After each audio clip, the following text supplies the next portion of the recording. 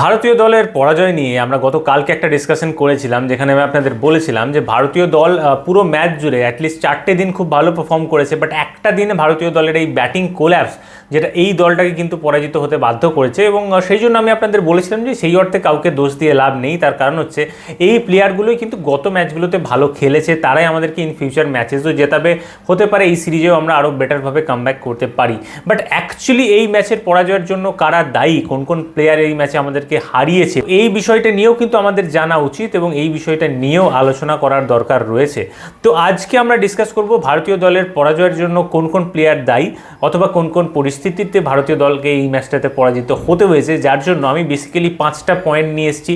যে 5টা পয়েন্টে আমরা ডিসকাস করব যে কোন কোন প্লেয়ার বা কোন কোন পরিস্থিতি এখানে ভারতীয় দলের এই পরাজয়ের জন্য দায়ী, এবং অবশেষে 6 নম্বর পয়েন্ট হিসেবে একটা বোনাস রিজনও আমি কিন্তু আপনাদের দেবো একদম লাস্টে। ভিডিওতে এগিয়ে যাওয়ার আগে অবশ্যই চ্যানেলটাকে সাবস্ক্রাইব করবেন যাতে আমার সমস্ত ভিডিও আপনার কাছে পৌঁছে যায়, কারণ ভিডিও বানাতে অনেকটা এফোর্ট লাগে। আপনারা সাবস্ক্রাইব করেন, সেক্ষেত্রে কিন্তু ভিডিও বানানোর মোটিভেশনটা অনেক বেশি বাড়তে থাকে। সো মেক শিওর যে আপনি চ্যানেলটাকে সাবস্ক্রাইব করবেন এবং রেগুলার ভিডিওর আপডেট তাহলে আপনি পেতে থাকবেন। সবার প্রথমে যে বিষয়টা নিয়ে কথা বলবো, ভারতীয় দলের পরাজয়ের অন্যতম সবথেকে বড় কারণ, যদিও সেটাকে আপনি আনফরচুনেট বলতে পারেন অথবা বলতে পারেন ইচ্ছাকৃত, সেটা হচ্ছে ঋষভ পান্তের প্রথম ইনিংসে রান আউট হওয়া। আমরা সবাই দেখেছি ঋষভ পান্ত প্রথম ইনিংসে দুরন্ত ব্যাটিং করছিল, তার সত্ত্বেও রান আউট হয়ে সে কিন্তু উইকেটটা দিয়ে এসছে।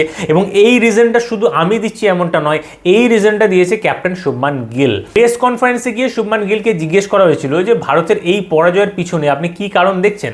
শুভমান গিল বলেছেন যে আমার মনে হয় ঋষভ পান্তের প্রথম ইনিংসে রান আউট হওয়াটা একটা অনেক বেশি ভাইটাল ছিল এই ম্যাচটার জন্য, একটা ক্রুশিয়াল পয়েন্ট ছিল।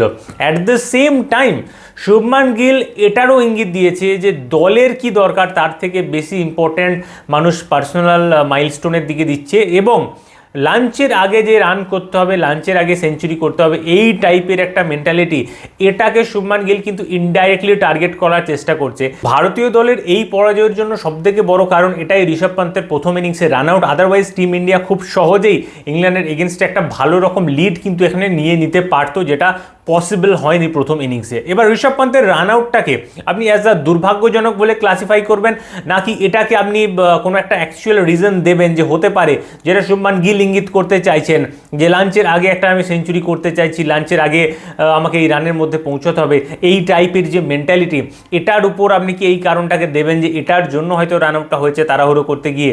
আপনার কি মনে হচ্ছে অবশ্যই কমেন্টে জানাবেন। বাট ঋষভ পান্তের রান আউটটা অনেক বেশি ইম্পর্টেন্ট ছিল। এবার সেটা দুর্ভাগ্যজনক হোক অথবা ইচ্ছাকৃতভাবে রানটা করতে গিয়ে, যে কোনো একটা এর মধ্যে হতে পারে। ভারতীয় দলের পরাজয়ের জন্য এবার আমরা দ্বিতীয় পয়েন্টে আসবো, যে দ্বিতীয় কোন কারণটা রয়েছে। এবার এই কারণটাকে আমি দ্বিতীয় নম্বরে রেখেছি, বাট এটাকে আপনি 1 নম্বরেও রাখতে পারেন। সেটা হচ্ছে করুণ নায়ার। করুণ নায়ার পুরো সিরিজ জুড়ে ব্যর্থ, এখনও পর্যন্ত একটা হাফ সেঞ্চুরি পর্যন্ত করতে পারেনি, প্রতিটা ইনিংসে সে ব্যর্থ হচ্ছে। এবং এই ম্যাচেও প্রথম ইনিংসে 40 রান করলেও দ্বিতীয় ইনিংসে সম্পূর্ণভাবে ব্যর্থ। এবং প্রথম থেকেই অনেকে গৌতম গম্ভীরের এই সিদ্ধান্তটাকে নিয়ে সমালোচনা করছেন যে করুণ নায়ার এখানে জায়গা ডিজার্ভ করে না, তার সত্ত্বেও তাকে জোর করে এখানে খেলানো হচ্ছে এবং আলটিমেটলি টিম সাফার করছে। একটা 33 বছর বয়সী প্লেয়ারের কেরিয়ার সেটেল করার যে দায়িত্ব নিয়েছে, সে এটা বুঝছে না যে এর জন্য টিম সাফার করছে। টিমে ওর থেকে বেটার ব্যাটসম্যান কিন্তু খেলতেই পারতো। এখানে ধ্রুব জুরেল বাইরে বসে আছে, এখানে সাই সুদর্শন বাইরে বসে আছে। 3 নম্বরে না খেলিয়ে 3 নম্বরে অন্য কাউকে খেলিয়ে সাই সুদর্শনকেও খেলানো যেতে পারতো, অথবা অন্য কোনো প্লেয়ারকে 3 নম্বরে দিয়ে ধ্রুব জুরেলকে নিচে খেলানো যেতে পারতো, অথবা ধ্রুব জুরেলের মতো প্লেয়ারকে উপরে চান্স দেওয়া যেতেই পারতো 3 নম্বরে। তো এই সমস্ত কিছু না করে করুণ নায়ারকে নিয়ে এত বেশি তার উপর দয়া দাক্ষিণ্য, এত বেশি তাকে খেলানোর ঝোঁক এবং তাকে একটা বড় ক্রিকেটার বানাতেই হবে, যেন একটা চ্যালেঞ্জ নিয়েছে কেউ। তো এরকম একটা পরিস্থিতি এবং ভারতীয় দলের এই পরাজয়ের জন্য করুণ নায়ার একটা অনেক বড় কারণ। এবং আমার মনে হয় নায়ারের পরিবর্তে অন্য যে কোনো প্লেয়ার থাকলে ওর থেকে বেটার পারফর্ম করতো অন্তত 6টা ইনিংসে। প্রথম 2টো ইনিংসের ব্যর্থতা মেনে নিলাম, 4টে ইনিংসের ব্যর্থতা মেনে নিলাম, কিন্তু তৃতীয় ম্যাচে এসেও 6টা ইনিংসে যখন একটা প্লেয়ার ব্যর্থ হয়, তখন নিশ্চিতভাবে যে তাকে সিলেক্ট করেছে তাকে নিয়ে কিন্তু ভাবনা চিন্তা করতে হবে, কেন সিলেক্ট করা হচ্ছে, কি লজিক। এবং আমার যেটা মনে হয় এই মুহূর্তে দাঁড়িয়ে করুণ নায়ার পরের ম্যাচেও খেলবে। আপনি দেখে নিন, করুণ নায়ারকে পরের ম্যাচেও খেলানো হবে, এখানে আর কোনো পরিবর্তন হবে না, নায়ার খেলছে। আমি জানি না কে দায়িত্ব নিয়েছে করুণ নায়ারের কেরিয়ারটাকে সেটেল করার, এটা কি শুভমান গিলের দায়িত্ব নাকি গৌতম গম্ভীরের দায়িত্ব। এবার ভারতীয় দলের এই পরাজয়ের 3 নম্বর কারণ, টিম ইন্ডিয়ার এখানে পরাজয়ের অন্যতম গুরুত্বপূর্ণ কারণ হচ্ছে শুভমান গিলের ব্যাটিং ব্যর্থতা। দেখুন, শুভমান গিল এই দলে শুধুমাত্র একটা ব্যাটসম্যান বা ক্যাপ্টেন নয়, এই দলের মিডল অর্ডারটাকে টানার সবথেকে বড় দায়িত্ব সেটা রয়েছে কিন্তু শুভমান গিলের উপর। এবং দুটো ইনিংসে ব্যর্থতা, এটা কিন্তু কোনোভাবেই মেনে নেওয়া সম্ভব নয়, কারণ শুভমান গিল শুধুমাত্র একজন ব্যাটসম্যান নয়, তার উপরে দায়িত্ব রয়েছে ম্যাচটাকে টেনে নিয়ে যাওয়ার। এবং দুটো ইনিংসের মধ্যে একটা ইনিংসে অন্তত শুভমান গিলকে কিন্তু রান করতেই হতো। এমনটা নয় যে তাকে সেঞ্চুরি করতে হতো, ডাবল সেঞ্চুরি করতে হতো, কিন্তু একটা বেসিক রান, একটা মিনিমাম রান 40, 60, 70, 80, এই মিনিমাম রানটা অন্তত পক্ষে শুভমান গিলকে করতে হতো, কারণ সে শুধুমাত্র একটা নর্মাল ব্যাটসম্যান নয়। নর্মাল ব্যাটসম্যান করুন নায়ার রান করলো না করলো কারো কিছু এসে যায় না, টিমে দিনের পর দিন খেলবে, তাতে দল হারুক। But Shubman Gill as the captain, এই দলের মিডল অর্ডারের অন্যতম গুরুত্বপূর্ণ একজন ব্যাটার, তাকে রান করতে হবে, রান করতেই হতো। গিল রান না করলে এই দলটা কোনোভাবে জিততে পারে না। আগের ম্যাচে সেঞ্চুরি, ডাবল সেঞ্চুরি করেছে বলে এই ম্যাচে সে রান করবে না, এটা কোনোভাবেই কিন্তু মেনে নেওয়া পসিবল নয়। এবং সেটা নিয়েই আমি আগের দিন আপনাদের সাথে ডিসকাস করছিলাম যে প্লেয়ারটা মাথা গরম করে খেলতে পারে কি পারে না, এই বিষয়টা শুভমান গিলকে বুঝতে হবে। এই পয়েন্টটা তুলেছিলেন সঞ্জয় মাজরেকার, যিনি বলছিলেন যে আপনার ক্রিকেটের যে নেচার, সেটাকে এই মাথা গরম করে খেলার বিষয়টা, এটা কি আদৌ সাপোর্ট করে? বিরাট কোহলির ক্ষেত্রে কিন্তু তাকে রাগিয়ে দিলে সে আরো বেটার পারফর্ম করতো। শুভমান গিলের খেলার সাথে কি এই বিষয়টা রিলেট করে কি করে না, এই সিদ্ধান্তটা শুভমান গিলকে নিতে হবে, তাড়াতাড়ি তাকে বুঝতে হবে এবং সেই মতো তাকে অ্যাক্ট করতে হবে। এরপরে ভারতীয় দলের পরাজয়ের চতুর্থ সব থেকে বড় কারণ সেটা হচ্ছে যশস্বী জয়সওয়ালের ইগো। দেখুন, যশস্বী জয়সওয়াল এই মুহূর্তে মোটামুটিভাবে একটা ইগোর লড়াইয়ের মধ্যে রয়েছে ইংল্যান্ড দলের সাথে। প্রথম ইনিংসে জয়সওয়ালের আপনি যদি ইনিংসটা দেখে থাকেন, প্রথম ইনিংসে জয়সওয়াল কিন্তু শুরুটা বেশ মারধর করেছিল এবং জফরে আর্চারের একটা বল যেটা লেগ স্ট্যাম্পের দিকে পড়েছিল এবং সেখান থেকে হঠাৎ করে বলটা সিম হয়ে যায় অফ স্ট্যাম্পের দিকে এবং সেখানে তার এজ হয়ে স্লিপে চলে যায়, এখানে কিন্তু জয়সওয়াল আউট হয়। এটা একটা অবিশ্বাস্য বল ছিল এবং সেখানে জয়সওয়াল আউট হয়েছে, there is no complaint. But second ইনিংসে এসে জয়সওয়াল যেভাবে ছক্কা হাঁকাতে গিয়ে এখানে জফরে আর্চারকে উইকেটটা দিয়ে আসে, that was very very disappointing. একটা পার্সোনাল ইগোর লড়াই চলছে জয়সওয়াল এবং জফরে আর্চারের মধ্যে এবং এই পয়েন্টে এসেই কিন্তু জফরে আর্চার উইকেটটা নিয়ে চলে গেল, জয়সওয়াল খুব কম স্কোরে আউট হয়ে গেল। এখানে জয়সওয়ালকে এই বিষয়টা বুঝতে হবে যে আমাকে এখানে রান করতে হবে, কোনো প্লেয়ারের সঙ্গে ইগোর লড়াই কিন্তু আমাকে নামলে হবে না। এবং সেই জায়গাতেই যশস্বী জয়সওয়াল কিন্তু ভুলটা বারবার করছে এবং একটা ম্যাচে ভালো খেললে দুটো তিনটে ম্যাচে সে কিন্তু খারাপ পারফর্ম করছে, এরকমেরই একটা kind of attitude say set করছে। অস্ট্রেলিয়াতেও এরকমটা হয়েছিল এবং এখানেও আমরা দেখতে পাচ্ছি একটা ভালো খেলার পরে লাগাতার খারাপ পারফরমেন্স চলছে। That is because of ego, Yashasvi জয়সওয়ালের ইগো। এই ইগোর জন্য কিন্তু সে উইকেট ছুড়ে দিয়ে আসছে, যে আলটিমেটলি সাফার করতে হচ্ছে ভারতীয় দলকে। এবার ভারতীয় দলের এই ম্যাচে পরাজয়ের 5 নাম্বার কারণ, এরপরেও একটা 6 নাম্বার কারণও আসবে। তো 5 নাম্বার কারণ সেটা হচ্ছে ওয়াশিংটন সুন্দর। দেখুন, ওয়াশিংটন সুন্দর সেকেন্ড ইনিংসে গিয়ে 4টে উইকেট নিয়েছে। আমরা প্রথম থেকে ওয়াশিংটন সুন্দরকে নিয়ে যে আলোচনাটা করছিলাম সেটা হচ্ছে যে ওয়াশিংটন সুন্দরকে কার জায়গায় খেলানো হয়েছে। দেখুন, ভারতীয় দলের কাছে 3টে পেস বোলার রয়েছে, বুমরা, তার সঙ্গে সিরাজ এবং আকাশদীপ সিং, 3খানা বোলার রয়েছে পেসার। চতুর্থ পেসার হিসেবে এখানে দলকে সাপোর্ট দিচ্ছে কে? নীতিশ কুমার রেড্ডি। 4টে পেস বোলার হয়ে গেল। 5 নাম্বার স্পিনার হিসেবে হচ্ছে রবীন্দ্র জাদেজা। দেখুন, টেস্ট ক্রিকেটে কিন্তু 5টা বোলার যথেষ্ট। টেস্ট ক্রিকেটে একটা দলে ম্যাক্সিমাম 4টে বোলার থাকে এবং তার থেকে বেশি হলে 5টা। টেস্ট ক্রিকেটে অনেক বোলার নিয়ে কিন্তু যায় না টিমগুলো, টেস্ট ক্রিকেটে 4টে, খুব বেশি হলে 5টা, এরকমই বোলার থাকে, বাকি অলরাউন্ডার হেনাতেনা দিয়ে চালিয়ে নেওয়া হয়। তো এই জায়গাতে ভারত কি করেছে? ভারত 3টে টপ পেসার নিয়েছে, মেন স্ট্রিম পেসার নিয়েছে 3টে, 4 নাম্বার পেসার নীতিশ রেড্ডি, 5টা হয়ে গেল জাদেজা। 5খানা বোলার কিন্তু ভারতের কাছে রয়েছে যারা যথেষ্ট বোলিং করতে পারবে। 5খানা বোলার ভারতের কাছে রয়েছে যার মধ্যে 4টে কিন্তু টপ কোয়ালিটি বোলার, জাদেজাকে নিয়ে 4টে টপ কোয়ালিটি বোলার, শুধুমাত্র নীতিশ কুমার রেড্ডি অলরাউন্ডার। এবার এই রকমের অলরাউন্ডারকে নিয়েই কিন্তু টিমগুলো চলে। ইংল্যান্ড দলও কিন্তু এইভাবেই চলছে, তাদেরও 3টে পেস বোলার আছে, একটা অলরাউন্ডার হিসেবে রয়েছে বেন স্টোকস। এবার আমি তুলনা করতেই পারি যে বেন স্টোকস আর নীতিশ কুমার রেড্ডির মধ্যে তুলনা হয় না, বাট ওভারঅল আমি আপনাকে যেটা বোঝাতে চাইছি, ফরম্যাটটা বুঝুন। একটা দলে 3টে ভালো পেসার থাকে, তারপরে অলরাউন্ডারদের নিয়ে কাজ হয়। যেমনটা অস্ট্রেলিয়াতে কামিন্স, স্টার্ক, হেজেলউড 3জন খেলে, বাকি কিন্তু আর কোনো পেসার থাকে না।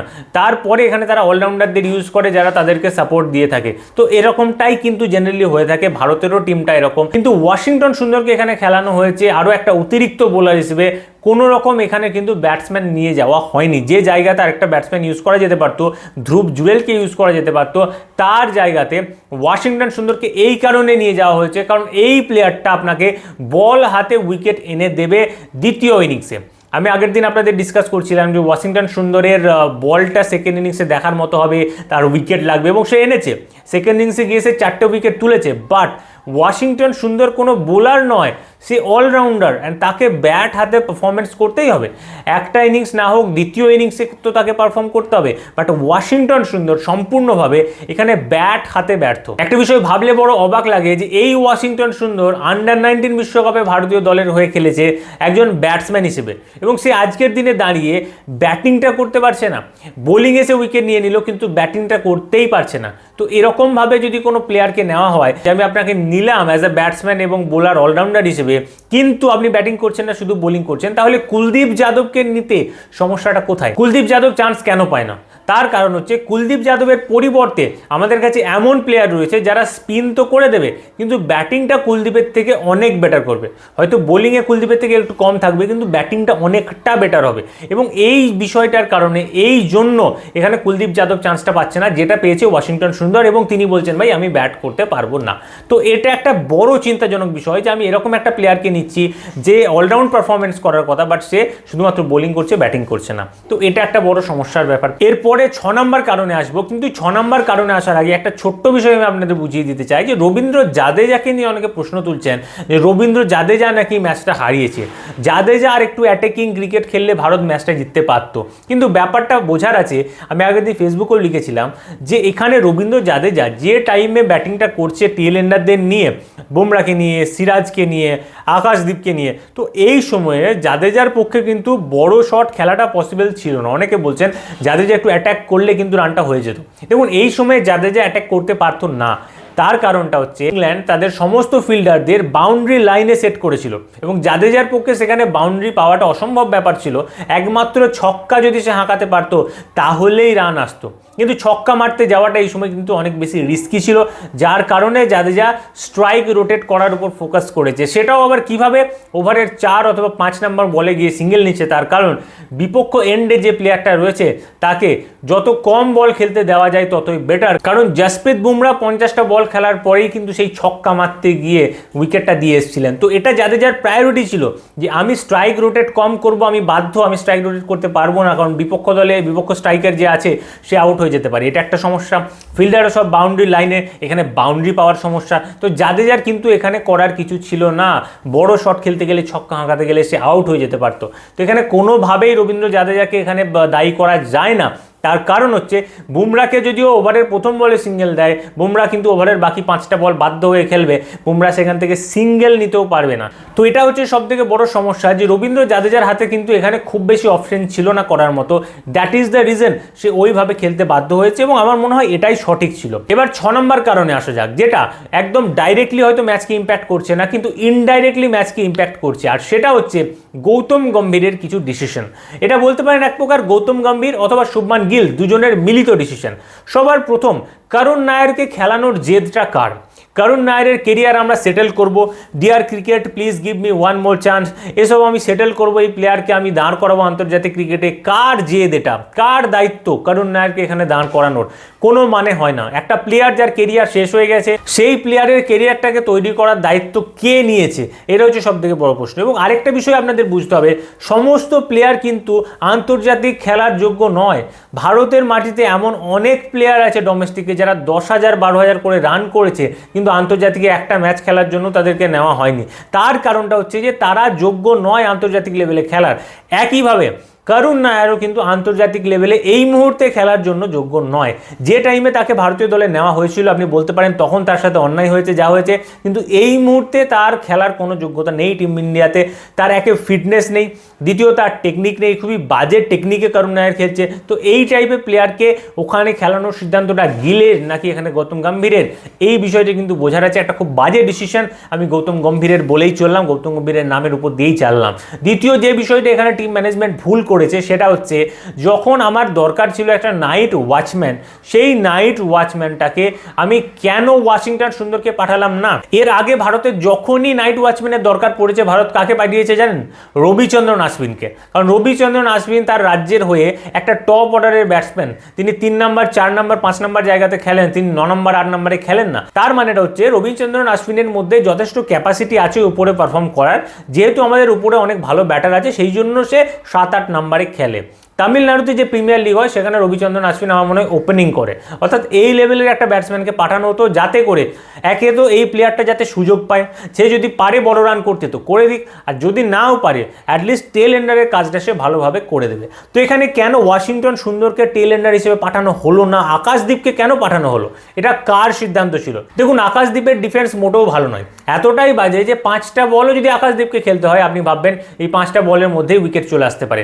তাহলে এমন কাউকে, ওয়াশিংটন সুন্দরের মতো কাউকে পাঠানো হলো না যে ওখানে গিয়ে অ্যাটলিস্ট ইনিংসটাকে ধরতে পারবে। ওয়াশিংটন সুন্দর রান করুক না করুক, তার কিন্তু ডিফেন্স করার খুব ভালো একটা টেকনিক আছে, যেটা আমরা বিগত ম্যাচে দেখেছি। আই থিঙ্ক 80-90 বলে 20-25 রান করেছিল গত ফার্স্ট ইনিংসে। তো এই টাইপের একটা ইনিংসে এইখানেও খেলে দিতে পারতো, একটা ইনিংসে ধরে থাকতে পারতো, এবং সেক্ষেত্রে টপ অর্ডারে কিন্তু আর উইকেটটা পড়তো না।